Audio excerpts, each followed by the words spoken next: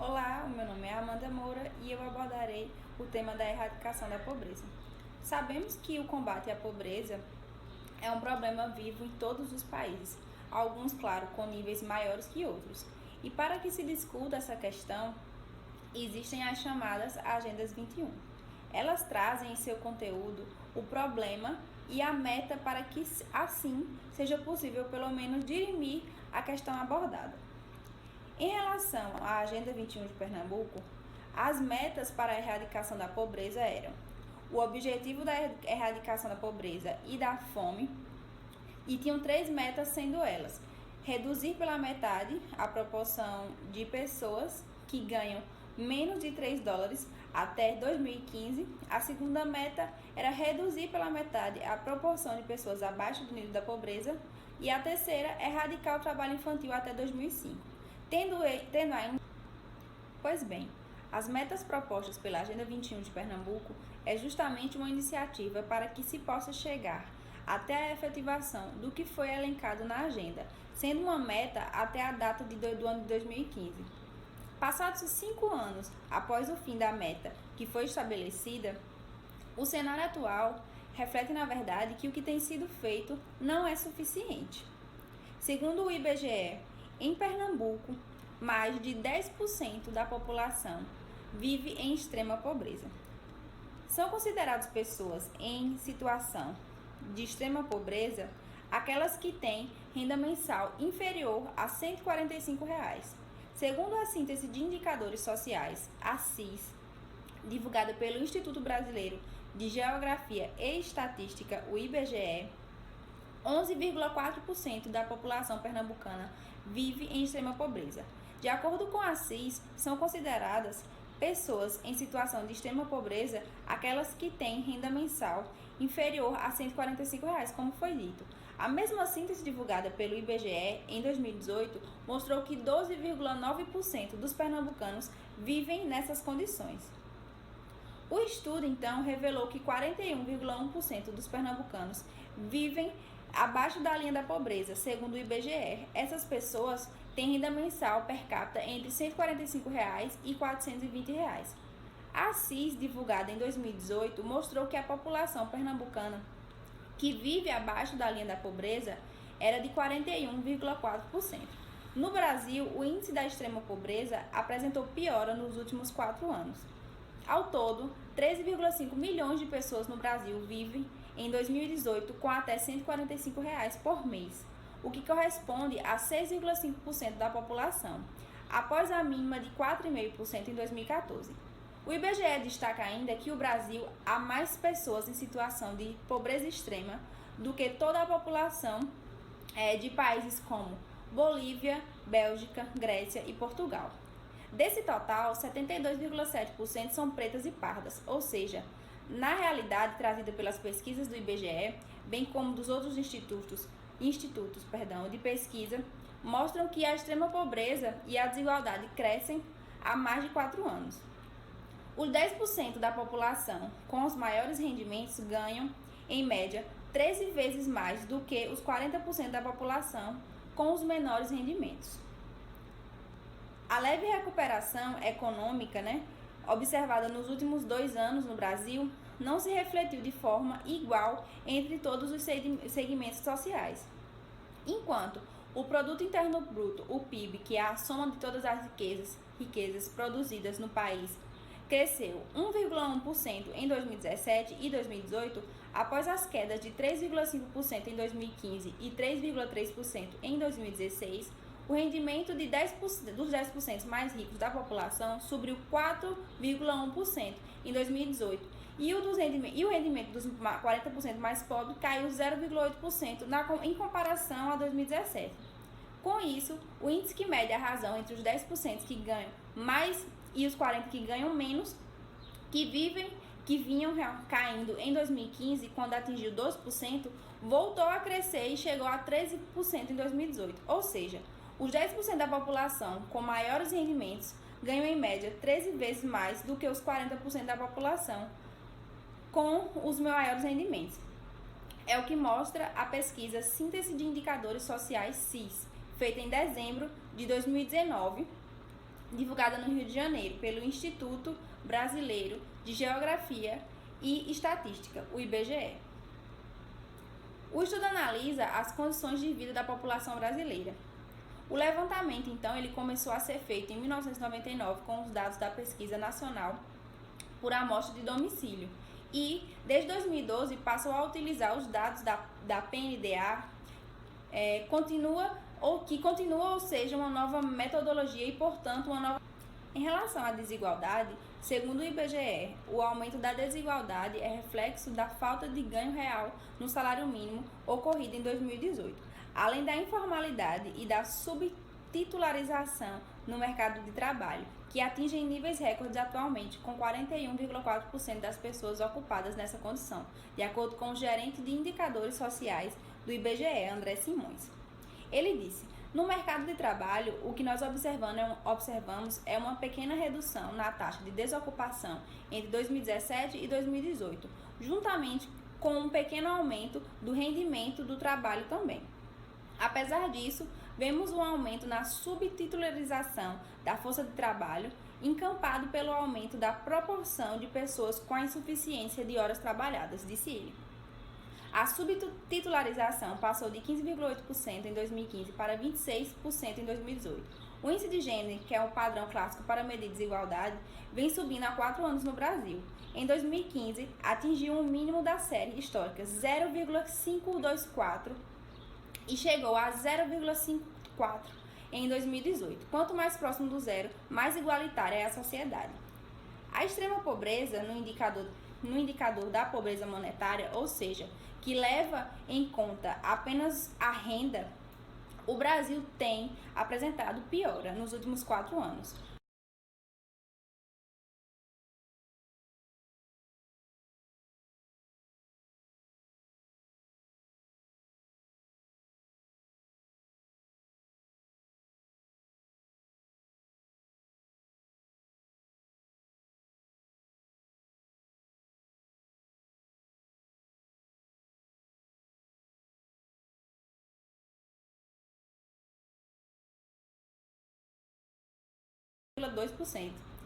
Enquanto Santa Catarina tem a menor proporção, com 8%.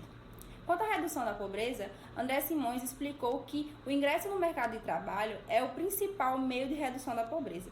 Porém, com os dados que indicam que a faixa de maiores rendimentos apresenta crescimento da renda, enquanto os menores rendimentos estão estagnados ou com perdas, ele destacou a necessidade de outras medidas para reduzir a desigualdade. Mediante as propostas estabelecidas, a Prefeitura do Recife aplica em seus programas e ações os objetivos e metas propostos pela ONU de maneira ambiciosa para a integração das dimensões econômicas, social e ambiental do desenvolvimento sustentável. Em um ranking de análise, o ODS 16 é o mais presente dentre as atividades desenvolvidas pela Prefeitura. Instituído para promover sociedades pacíficas e inclusivas para o desenvolvimento sustentável, está diretamente relacionado a 51 iniciativas, tais como Jardim Botânico do Recife, Mega Mutirão Mais Vida nos Morros, Colab, Programa Recife Esportes e Rendimento, Proler, Se Liga e Acelera Brasil, Classe Hospitalar, entre tantos outros. Em seguida, o ODS 11, que busca tornar as cidades e os assentamentos humanos inclusivos, seguros, resilientes e sustentáveis, está relacionado a 47 programas, como Parque Capibaribe, Plano de Turismo Criativo, Limpeza Urbana, Plano de Arborização Urbana, Conjuntos Habitacionais, Via Mangue e outros. Já na terceira posição aparece o ODS 4, ao assegurar a educação inclusiva, equitativa e de qualidade, e promover oportunidades de aprendizagem ao longo da vida para todos os associados. Há 46 programas, alguns como Gera Cidadania, Curso de Jardinagem, Escola de Governo, Programa Recife Esportes de Rendimento, Tecnologia na Educação Ambiental, Brinqueducar, Robótica nas escolas e várias outras.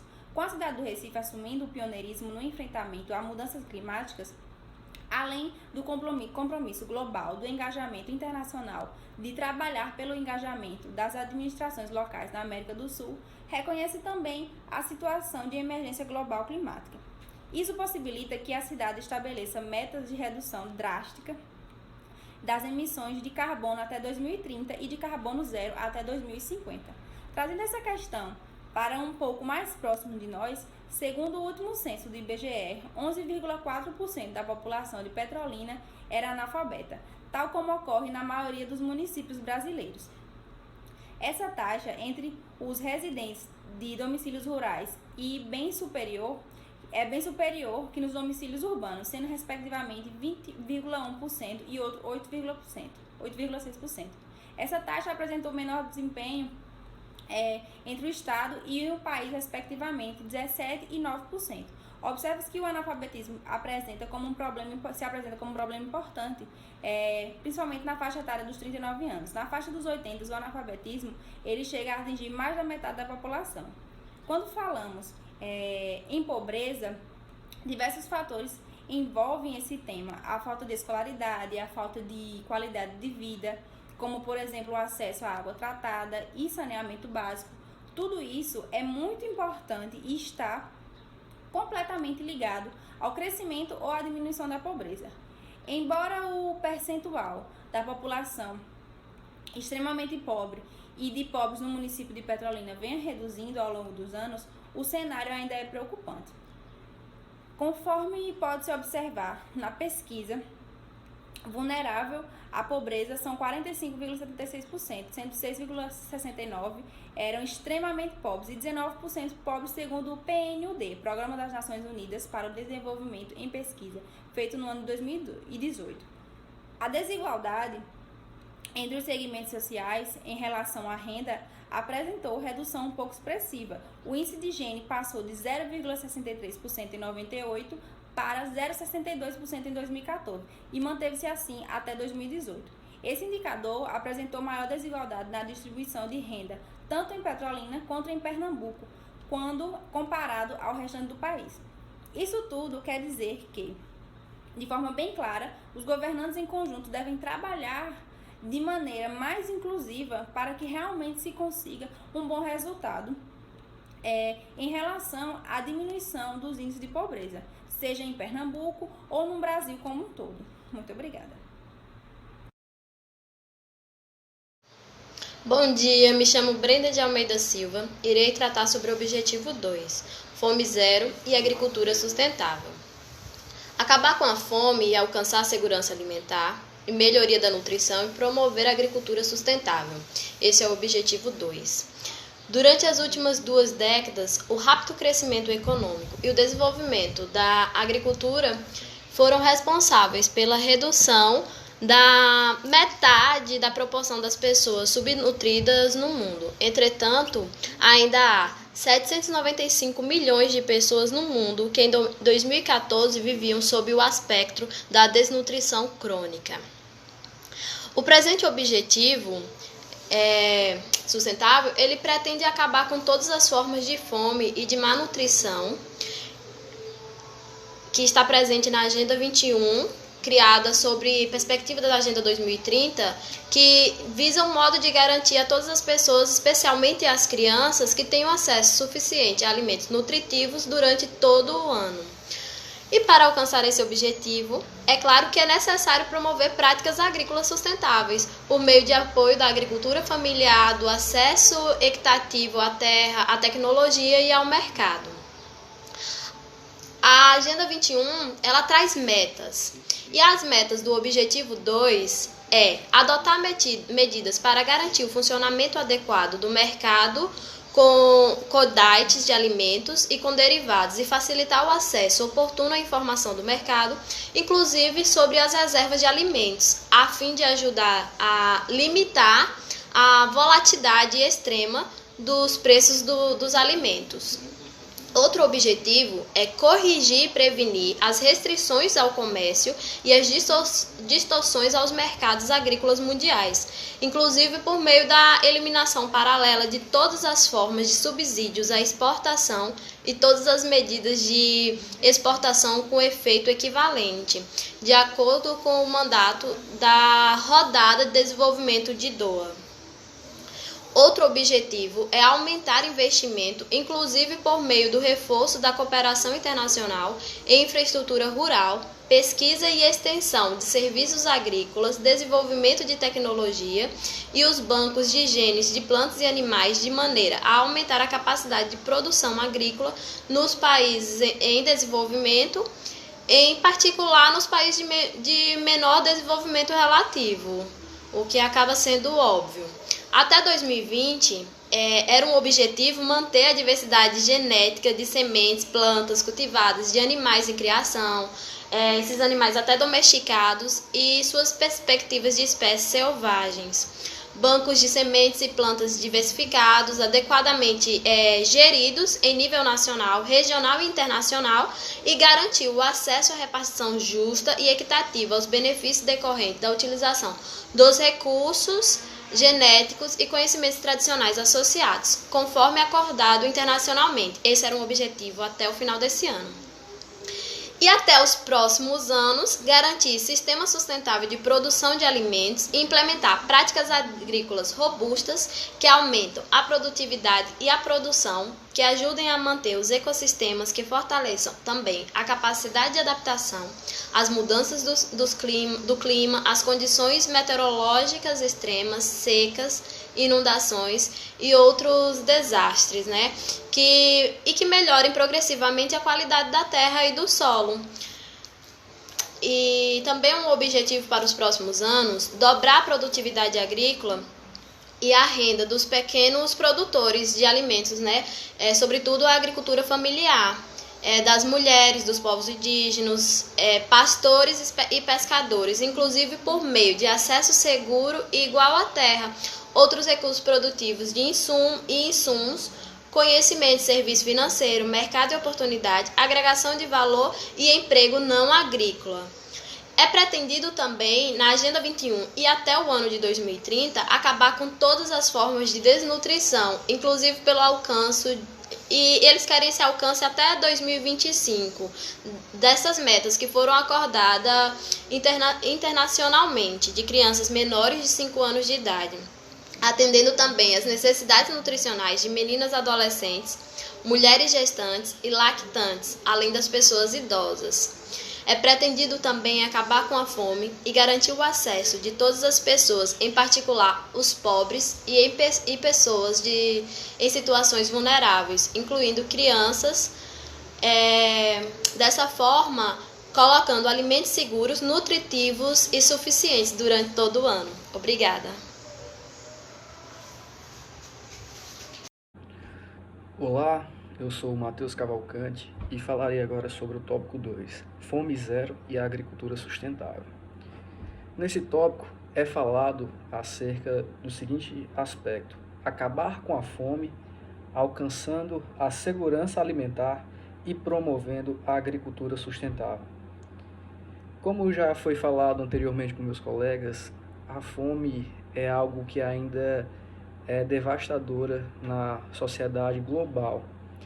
Sendo assim, medidas já são tomadas, obviamente, mas com os dados mostram que elas ainda são insuficientes. Na falta de acesso à comida, de acesso à informação sobre uma boa alimentação, acaba tornando as pessoas mais vulneráveis a passar fome e a, quando comer, se alimentar mal, sendo muitas vezes recorrentes às drogas, como a cola de sapateiro, drogas que inibem a fome de uma forma momentânea para aquelas pessoas que não têm mesmo o que comer.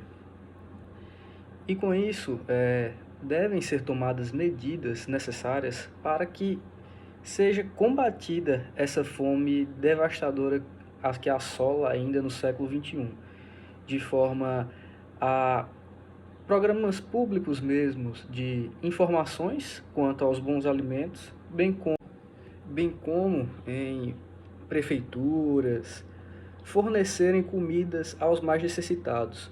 Também é uma boa medida incentivar aos produtores de comida, tanto em restaurantes como em mercados, a fornecer alimentos aos mais necessitados, por meio de isenções fiscais, abatimento de tributos, tudo isso para que aconteça o acesso para todos, para que algo tão básico para um ser humano, que é a alimentação, seja alcançado por todos.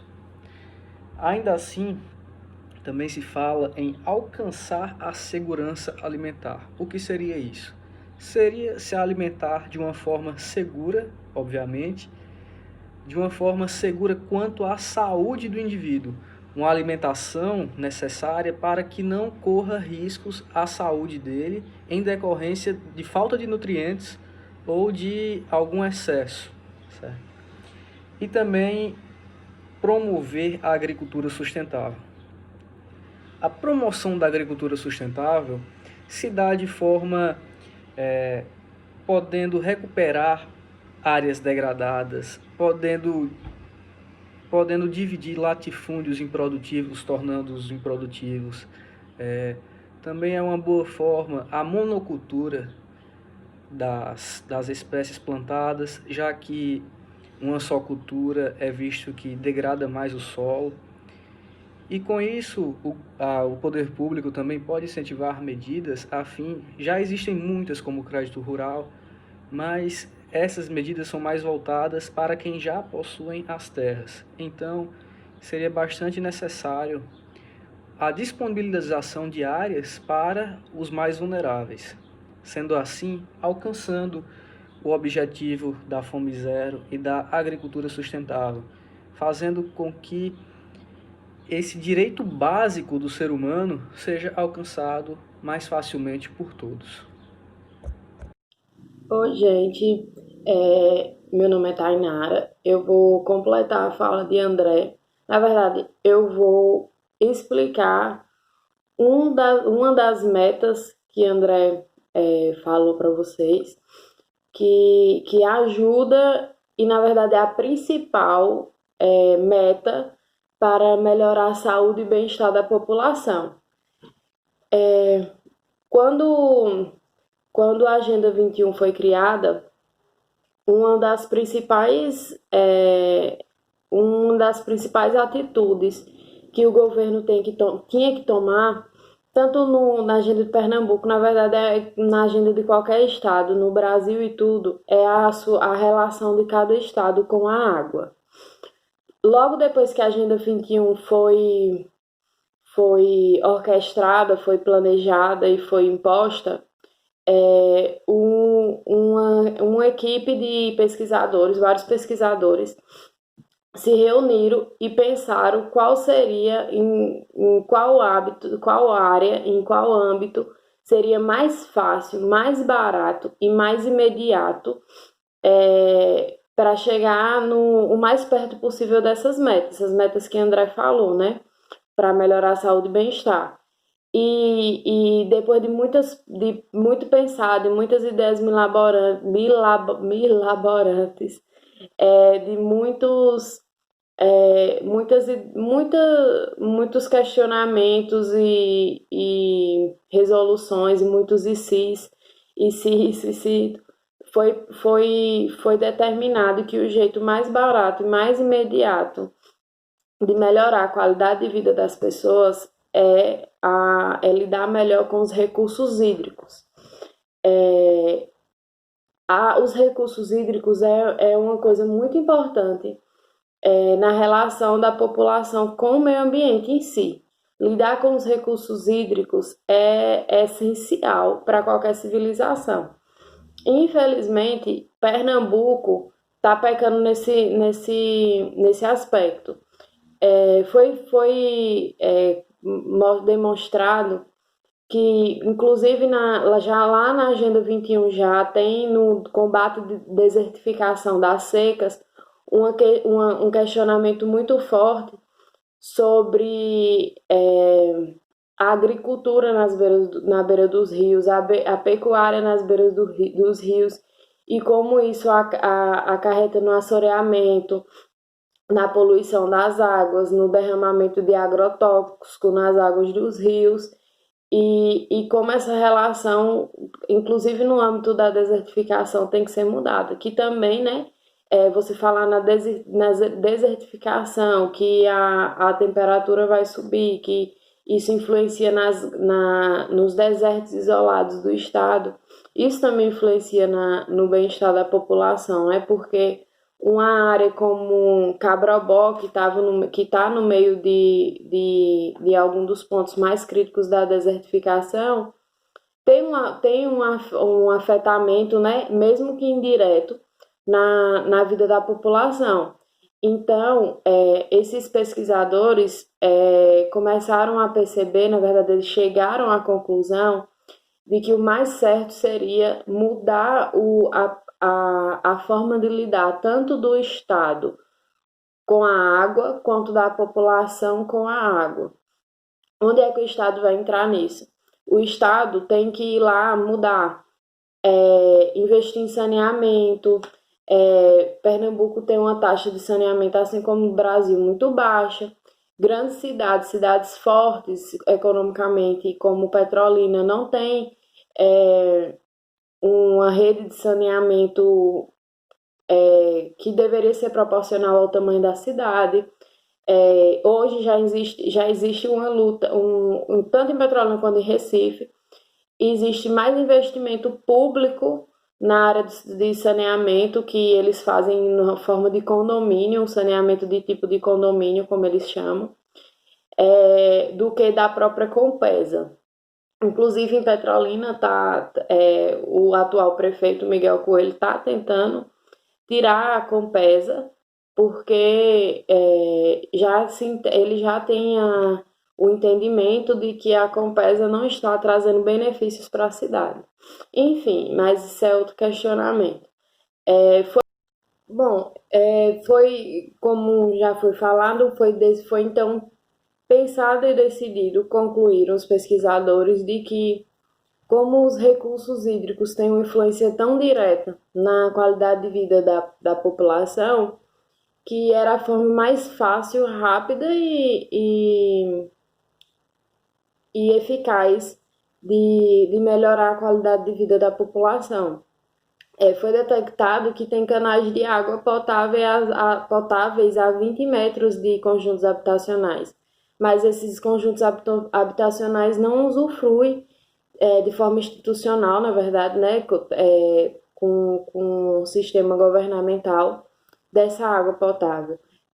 Os baixos índices de saneamento de Pernambuco são responsáveis pela alta taxa de mortalidade infantil do estado. E como já foi falado também, a forma dos recursos hídricos, que lidar com os recursos hídricos, é influenciado até no combate à desertificação e à seca, que foi explicado no vídeo anterior. A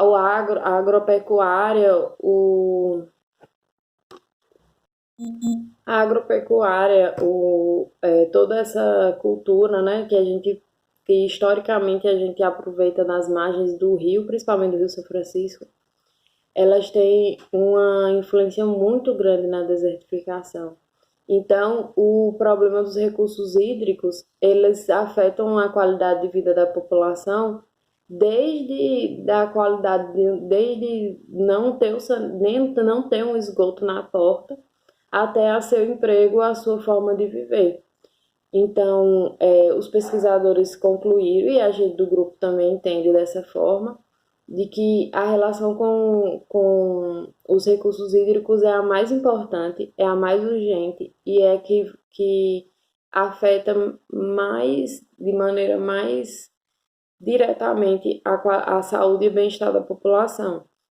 Não existe você falar de saúde e bem-estar da população se você não... se quando chove a população tem que brigar com esgoto por espaço. Não existe saúde e qualidade de vida se o índice de mortalidade infantil é tão alto. Não existe qualidade de vida se você não tem água potável de maneira fácil e institucionalizada, né? Se o governo não leva água potável para você. Então, é uma situação muito delicada. Não é o meio mais caro de lidar com isso. Pelo contrário, uma das dos aspectos que fez os pesquisadores chegarem também à conclusão de investir mais na mudança com a relação dos recursos hídricos é justamente por ser um meio barato também. É barato, é eficaz e vai afetar diretamente a saúde e bem-estar da.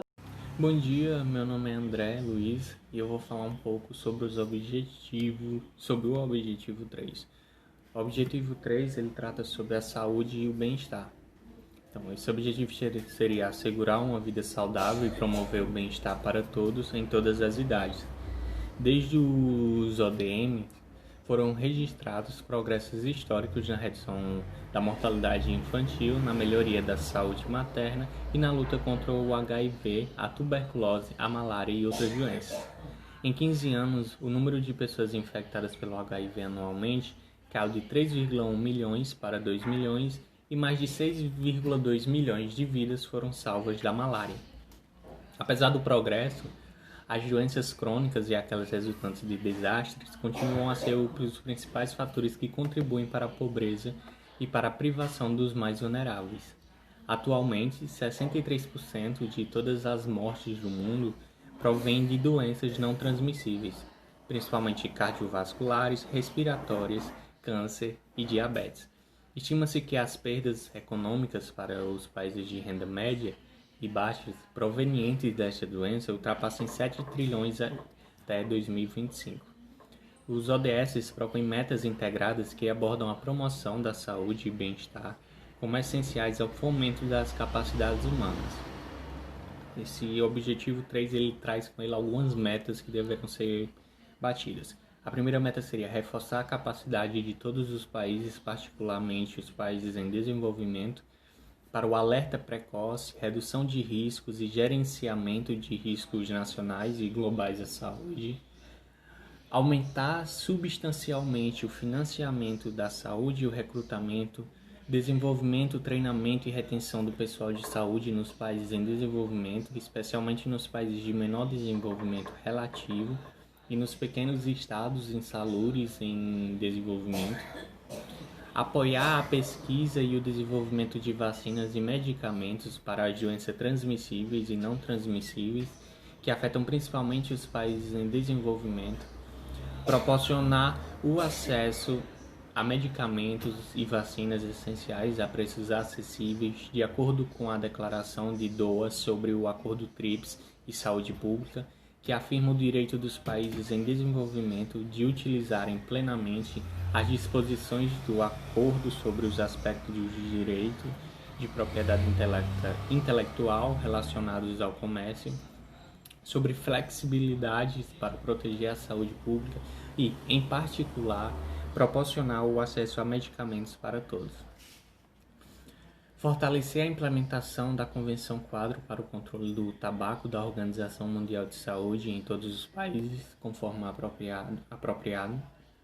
Até 2030, reduzir substancialmente o número de mortes e doenças por produtos químicos perigosos e por contaminação e poluição do ar, da água e do solo. Atingir a cobertura universal de saúde, incluindo a proteção do risco financeiro, o acesso a serviços de saúde essenciais de qualidade e o acesso a medicamentos e vacinas essenciais seguros, eficazes, de qualidade e a preços acessíveis para todos.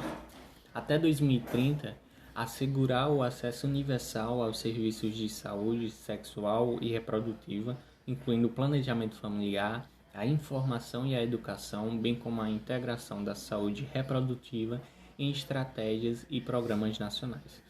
Até 2020, deverá reduzir pela metade as mortes e os ferimentos globais por acidentes em estradas, reforçar a prevenção e o tratamento do abuso de substâncias, incluindo o abuso de drogas entorpecentes e uso nocivo do álcool. Até 2030, reduzir em 1/3 a mortalidade prematura por doenças não transmissíveis por meio de prevenção e tratamento e promover a saúde mental e o bem-estar. Até 2030, acabar com as epidemias de AIDS, tuberculose, malária e doenças tropicais negligenciadas e combater a hepatite, doenças transmitidas pela água e outras doenças transmissíveis. Até 2030, deverá também acabar com as mortes evitáveis de recém-nascidos e crianças menores de 5 anos, com todos os países objetivando reduzir a mortalidade neonatal para pelo menos até 12 por mil nascidos vivos e a mortalidade de crianças menores de 5 anos para pelo menos 25 por mil nascidos vivos. Até 2030, reduzir a taxa de mortalidade materna global para menores de 70 mortes por 100 mil nascidos vivos. Então, esses são os